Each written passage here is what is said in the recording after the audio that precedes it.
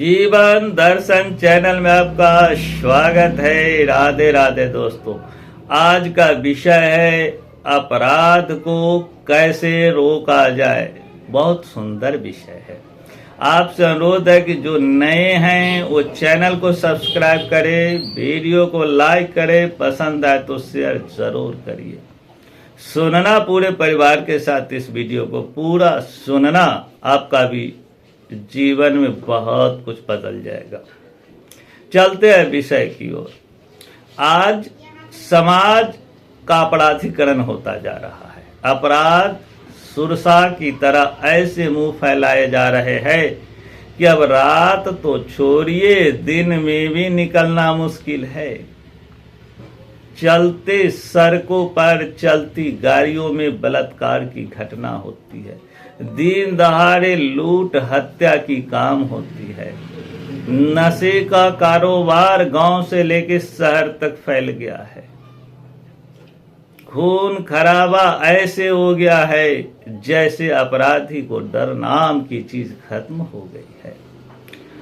सोचना तो हमें पड़ेगा कि आखिर इसको कैसे नियंत्रित किया जाए।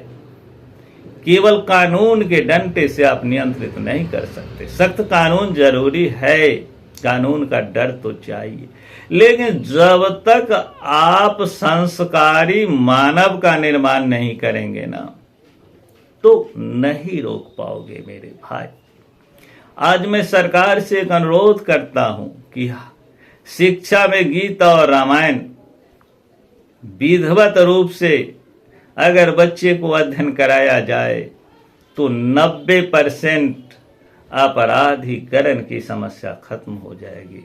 लेकिन ये सरकार नहीं करेगी, क्योंकि सरकार को राजनीति करनी है। अगर थोड़ा बहुत बीजेपी कर भी ले तो उसे विरोधी ना करने दे। और विरोधी तो गीता रामायण के नाम पर ऐसे चिरेगा जैसे उसको बिच्छू ने डंक मार दिया है, क्योंकि उसको अपनी राजनीति करना है।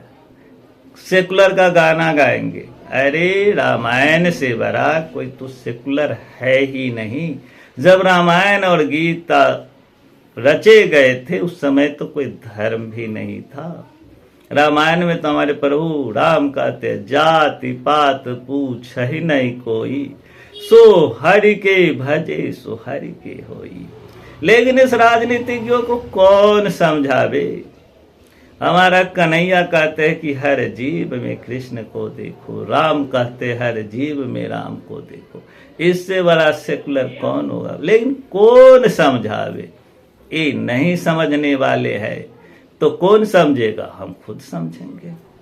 हम खुद अपने बच्चे को घर में गीता रामायण की शिक्षा दे, स्कूल में पैसा कमाने की शिक्षा ले ही रहे हैं। जब हम शिक्षा देंगे ना तो हमारे शिक्षा से कैसे बच्चे बनते हैं। मातृवत परदारेषु परद्रव्येषु लोष्टवत आत्मवत सर्वभूतेषु यह पश्यति सह पंडिता। जो आपको पराई महिला को माँ के समान देखता है, जो पराये धन को मिट्टी के समान देखता है, जो सबको अपने समान देखता है, वही पंडित है, वही विद्वान है। आज जितने सामाजिक समस्याएं ना, मेरा दावा है कि अगर विधिवत गीता और रामायण की अध्ययन कराया जाए बच्चे को सिलेबस में डाल के, तो 90% खत्म हो जाएंगे। अब कहेंगे ये धार्मिक ग्रंथ है। मेरे भाई धार्मिक ग्रंथ नहीं है। गीता रामायण में तो आपको पूजा पद्धति कम है, जीवन दर्शन ज्यादा है। धार्मिक ग्रंथ तो उसे कहा जाता है जिसमें सिर्फ पूजा पद्धति होता है।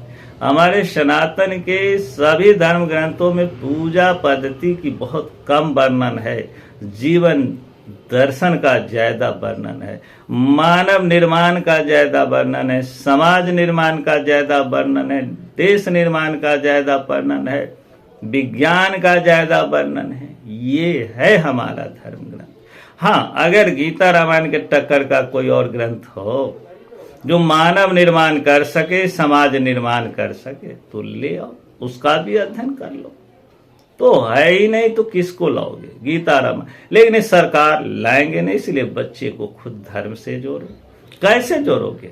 एक दिन की शिक्षा से नहीं, रोज आधा घंटा 1 घंटा राम कथा सुनाओ, कृष्ण कथा सुनाओ, शिव कथा सुनाओ, उनके मन बदल जाएंगे, मन बदल जाएंगे।